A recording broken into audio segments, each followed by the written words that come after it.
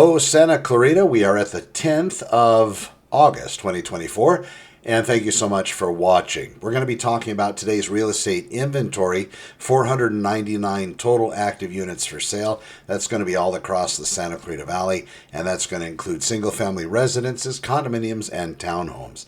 The next thing that you need to know is what's happening with our market. Currently, properties that are listed for sale last about 10 to 15 days, depending on the Santa Clarita city in which they're located, and also, of course, depending on price point. If it's priced at fair market value or even a small percentage higher, it's going to bring a premium probably quickly. If those prices are exceeded by maybe 2 or more percent, then we do see a lag in the time it takes that property to get into escrow. And having said that, it kind of also might have market adjustment online to be able to move that property after that point. Meaning it could be that the seller needs to make a price reduction in order to have that property rise back to the top of the internet engines where more people are going to see it. In addition, in that scenario, anybody that has a local real estate agent that's set up on a search, the agent basically puts it together like I do for my clients. Somebody will tell me, and I'm looking, this is what we want, Connor, after we go through the whole process. And by the way, I've started that Real Estate 101 series. Have 2 videos down, about 30 minutes in total. Fantastic information, if I do say so, but it does talk about the market. And right now we're getting into CCNRs and LRUs, but only to the point as they apply to single-family residences, not condominiums and townhomes. There's so much concerning those and the rules and regulations that govern them. They're going to get their own video that I'm going to put together in the 101 course. But as far as real estate goes in Santa Clarita, yes, moving very quickly. And again, that price reduction that readjusts and makes the price more reasonable, it does kick off a big barrel full of activity online. We're going to have that listing propagate to the top of those engines, and then people are going to see it. Now, and like I was saying, I'll script these. Like I was saying to me, if in fact I'm setting my clients up with a search, I make sure that it matches, and then let's say a property lowers in price, matches their needs, but was not within my search parameter range for pricing, then boom, it pops in there, they will get that notification. And that is a big part of how those properties are sold whenever those price adjustments happen. At least the price adjustments that go below those certain $1,000 statutes, so $10,000, $5,000, $20,000, or $100,000.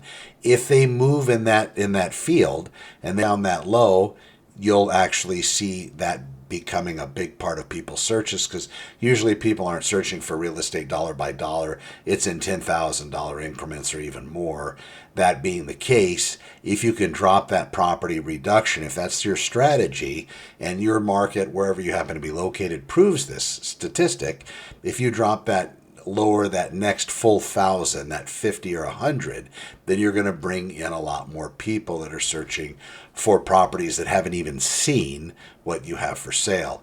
That has to be discussed, but there is internet data that would support that kind of a decision for a real estate seller here in Santa Clarita.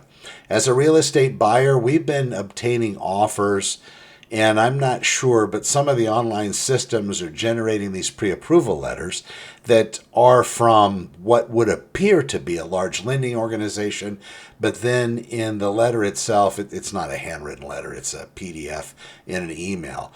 But on that itself, there's no other information. There's no ID number, there's no licensing information, no addresses.